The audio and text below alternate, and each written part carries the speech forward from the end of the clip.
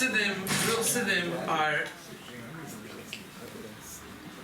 nicht zufrieden, aber freilich. What does that mean? It's hard to translate differently. What does it mean zufrieden? When a person's zufrieden, what does it mean? It's satisfied. Oh. Right, it's a happiness, but it's happiness means satisfied, right? What does freilich mean? Happy, right? It says, Chassidim used to be zufrieden, freilich, aber nicht zufrieden. What's shiny? You know what Dugma of this, by the way, in a very Buddhistic way? He's a mental futterfast, right?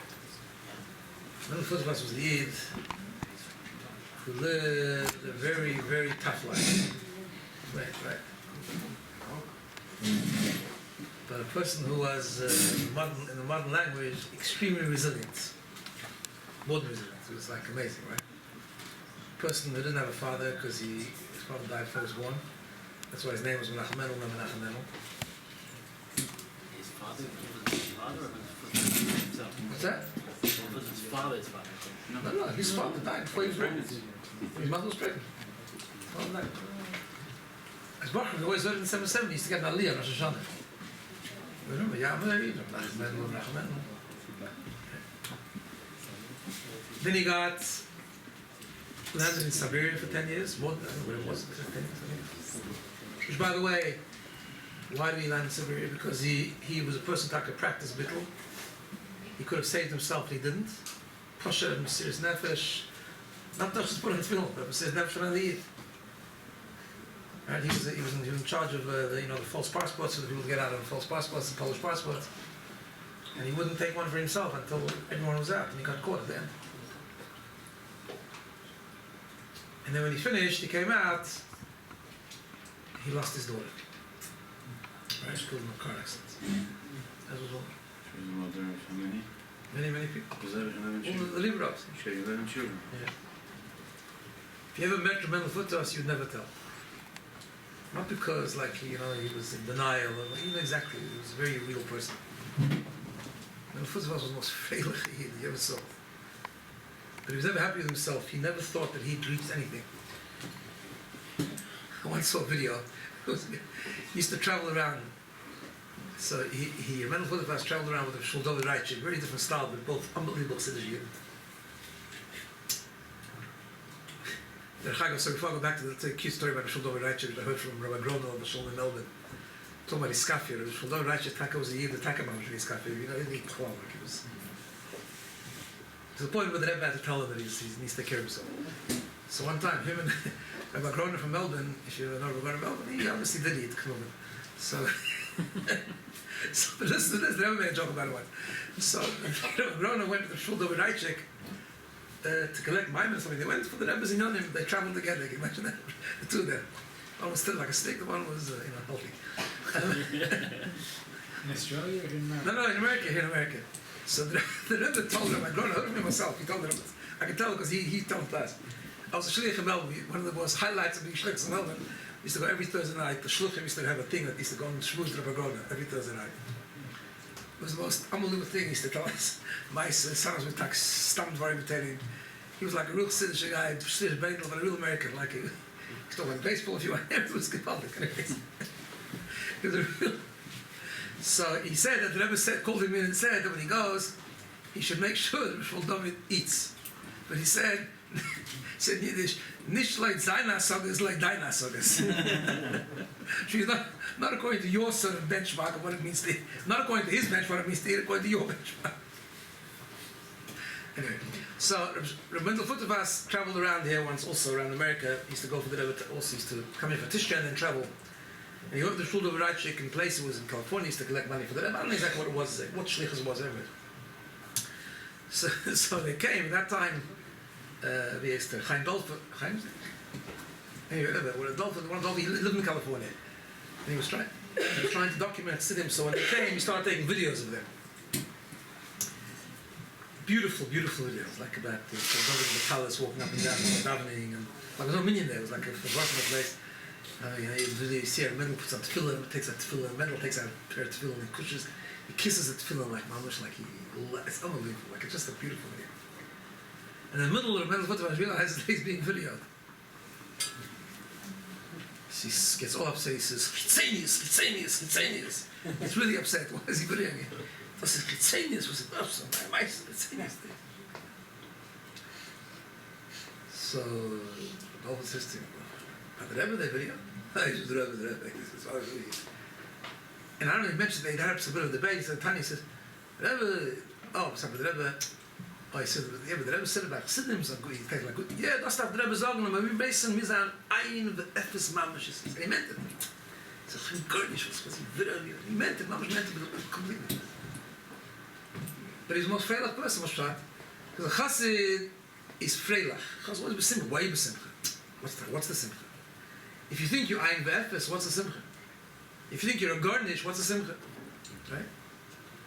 It's important thing to understand because today, like, people think you have to know how to say that. People, you have to pull them up. What does it mean below? What was he happy for? He held he was ein Vev. Why is he happy? He's happy because he has a cash of the Eibishter. He's happy because the Eibishter allows him. The Eibishter takes this, like it says in Tanya these days. The Eibishter came down to Mitzrayim, right? The Alter Rebbe says in Tanya, all these prokim. The Eibishter came down. He takes a yid who's taka garnished, and he says, "I want to have a connection with you." And I have a connection with you. Doesn't mean you become always garnished. you still have a nefesh abamis. Nefesh abamis is a clipper. I love this is the beginning of Tanya. And yet the Eibishter says, "Your pnimis is your nefesh alakis. I'm connected with you.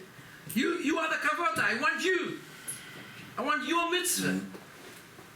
You have a nefesh abamis, and you have yeshus, and you have problems, and you have deficiencies. That's exactly what I want. I want you to grow. I want your Aveda, I want your Tefillin, I want your Abbas Yisrael. Why do I want it? Because at the same time, you know who you are, you're not zufrieden. You're not happy with yourself. You don't accept yourself, meaning you don't accept your Nefesh Abamis. You don't accept the way you are now is good. Right? There's a lot happening today, by the way, in the Veltish Hashkafa. It's an important thing to understand. You have to be very careful to stay true to Chassidus. There's a lot happening in the Veltish Hashkafa that's infiltrating, and people start using the Shayna. I hear it all the time. People start using the Shaynas that's used in the very secular world. And some of it, you have to know we should learn Chassidus, it's good, but I'm saying that when you hear it, you have to know what it means, what is good and what isn't good. People say, you shouldn't be hard on yourself, you mustn't judge yourself. True. You must know that Be'etzel you're a Yid, and you're connected to the Eibishter. It doesn't mean you have to accept yourself. Meaning, it depends what it means by accept yourself. Yeah, accept the fact that I'm a Yid and connected to Eibishter, that's why I'm freilich. Once a guy came and spoke in Australia, a very nice thing. I'm sure maybe you've seen it in the GEMS videos. There was a professor called Professor Feuerstein. Beautiful thing. He used to made a big institute for children with Down syndrome, and he made an amazing thing that he was unleashed their potential to go a lot further. Again, he was by the Rebbe, a Shaliach with the Rebbe, and there's a GEMS video of him talking about his connection with the Rebbe and he helped him with all different things. So when he died, I heard him once actually in Melbourne. He came to me. He was an amazing guy. So when he came, his son took over afterwards, and his son came. He spoke by me once. I got over. So his father and him wrote a book, and the book was titled. Obviously, it was written in the eyes through an eyes of a Down syndrome child, and the book said, "Don't accept me the way I am." Which is like hateful. People said, "Don't accept me the way I am." You know, I have much more potential, man. Same with ourselves. We mustn't accept ourselves. That doesn't mean we have to be hard on ourselves. That doesn't mean we have to work with them. Fakert. Pum fakert. I don't accept where I am. I make a cheshbon nefesh. Look at the Alter Rebbe in Tanya, in the Prokim, which people forget about this problem. Like, the Alter Rebbe says that a Yid is capable of having two thoughts at the same time. Right? You can be hard in nefesh abamis, and you can also be with simcha rabba. Why? Because you're pnimis in nefesh alakis. Who you really are is nefesh alakis. So Yid has to be with simcha atzuma. You have to wake up in the morning. The Rebbe used to say that they used to go to the Farbrengen, the mems. When I was a bacher, they used to go to always talk about simcha. They go to all the dargus of simcha. Ershens of a Yid. Right? I woke up in the morning. I say, "Made Ani." That's already an unbelievable simcha. Right? Then there's I can do a mitzvah, whatever. There's a Meister of Aditya once, a nice Meister of Aditya once. came to Shul, by the Polish, but besides Chabad and Sfardim, I think, everyone else, the way the Chazan starts in the morning, he starts with the Pirch Hashachar, right? Yeah. So it's yeah. So the Beis also, he's down with Ahmed. So he came one morning to Shul and he said Pirch Hashachar, and he missed out the bracha Shaliach Sani Goy. Missed out.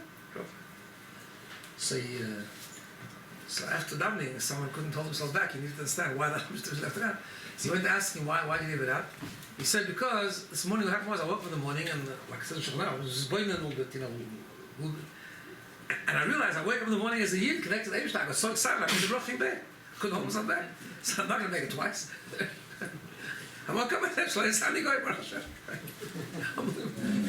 okay, it's Medish Maisa, but it's true. In other words, it's Emes Maisa. I mean, it has to be unbelievable. What are we Yid? And then it takes us, and it doesn't matter where we are, we could be in Shul Tachtis. But if one morning we come and we misgaber on ourselves, we learn an extra half an hour Chassidus. We do an extra mitzvah, we take an extra hiddur in the mitzvah, we do a teva to another yid, we go out of ourselves, out of our comfort zone. And we make room for another yid, we do a teva to another yid, beruchnis or begashmis. We start keeping one more din in Shulchan Aruch that we didn't keep till now, we know we should be keeping. The goyim nachas ruach, like it says in the Bas Laganis, it brings chadiskafis et racha, we one time, we push ourselves a little bit. We make a tumul in all oilers, right?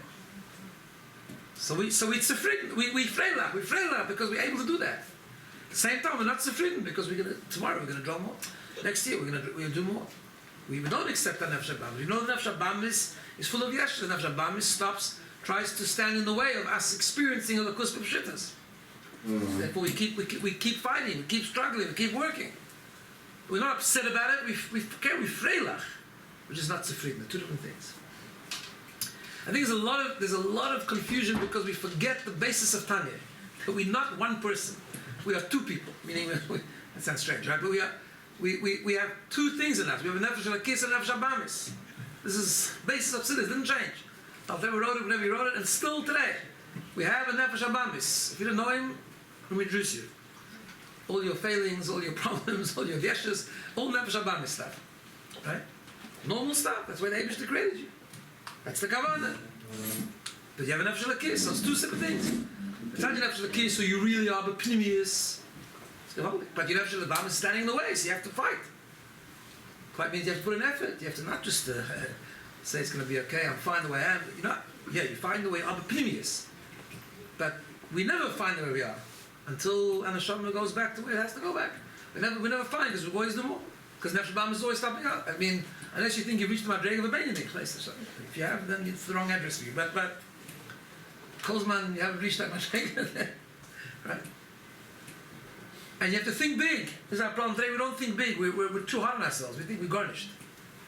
Right? People accept the wrong part of themselves and they beat up the wrong part of themselves.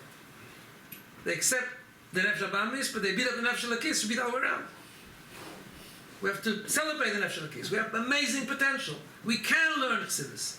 Doesn't matter. It's 2023. It's the same Chassidus. It's the same Rebbe. We just have to give him tamdos. He gives us koiches. The koiches gives us unbelievable English sharp mamash. Nisse. If you want, there's so many ways we connect to the Rebbe. You guys are lucky. I have to come. You know how much I paid for this trip? I won't tell you. But right?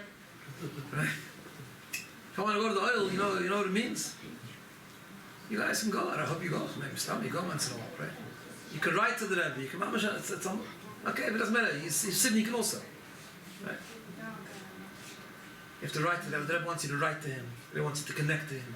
The Rebbe gives unbelievable koiches. We see muchash. I'll tell you a little story. Stop a story. People like stories, right? I know everyone has different shittas how these things work. I'm not such an ignorant guy, but we know that the Rebbe said, in touch with you, that whenever you write, the Rebbe will find a way of answering you. So I had a matzah in my mind, so I'll tell you a story, I pushed the story. I just show you that knowledge like that. But everyone can connect this, everyone. I had a story a number of years ago.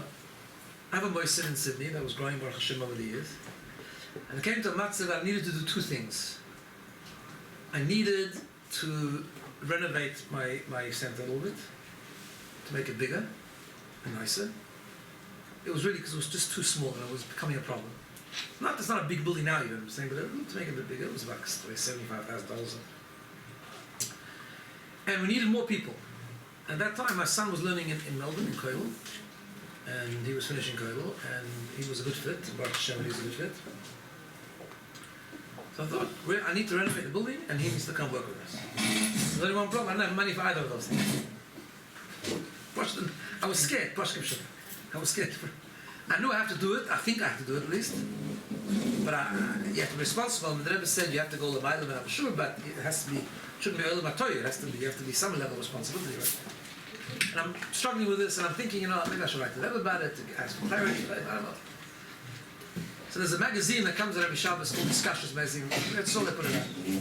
They've changed the format of it now, but in those days, in the beginning, they used to print a sikha every week from them. And I used to print it out every week. Sometimes I would have time to learn it, I wouldn't have time, whatever. I remember, I'll never forget, it was Parshas Pinchas. I was going through this whole dilemma, the whole thing about it.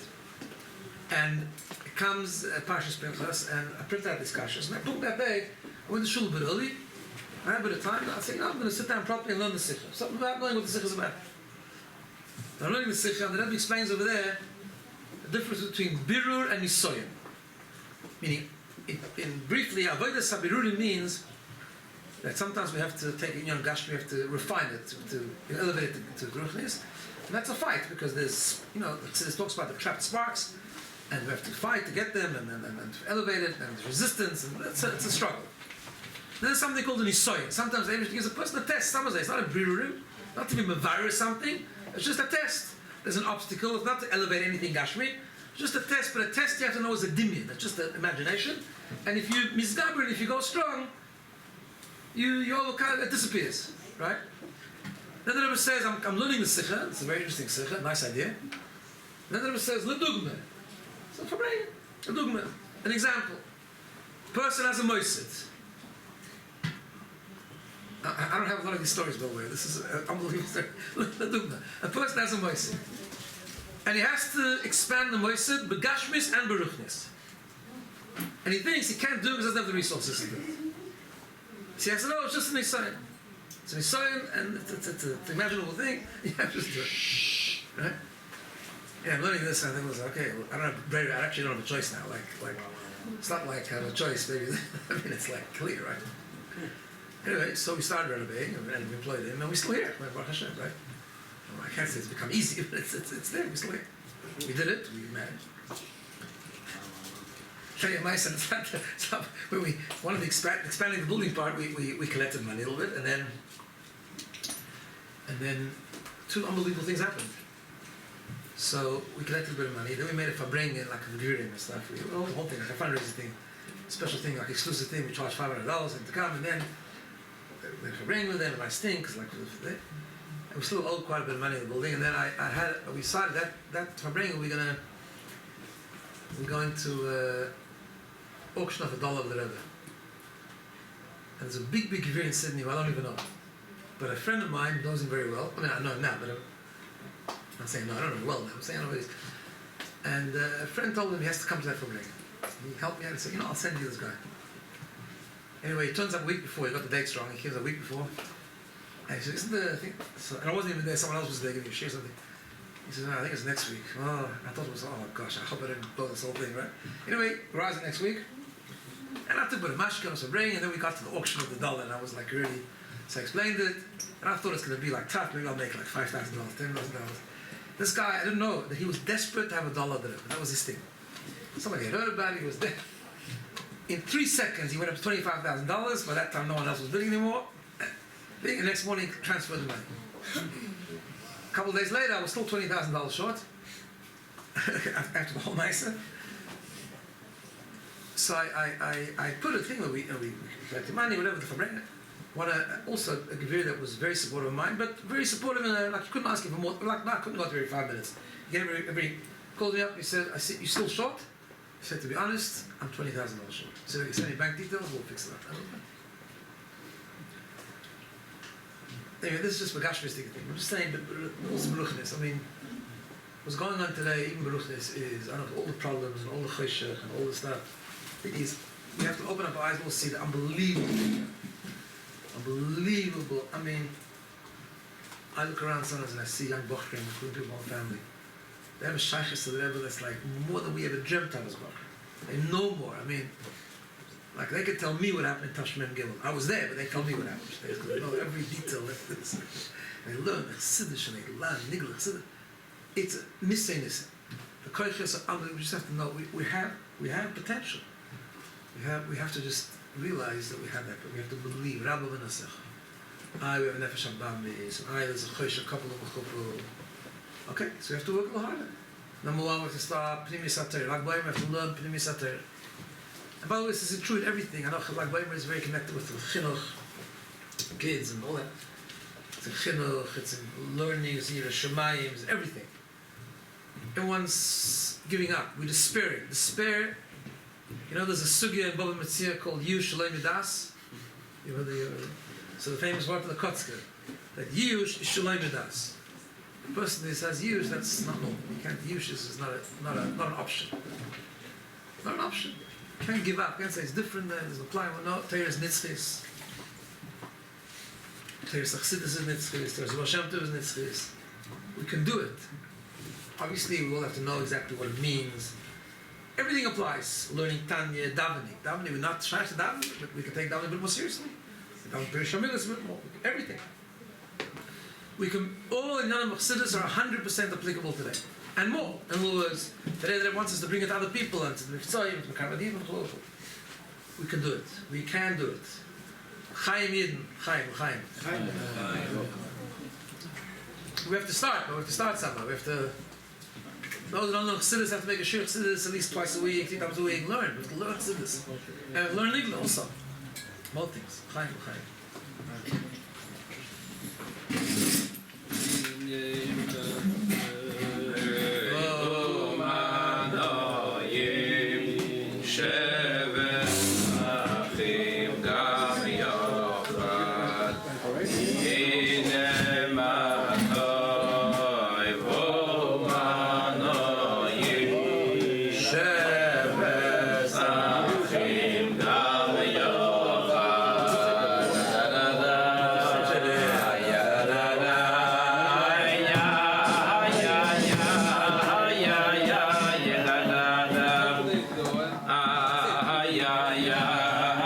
Yeah.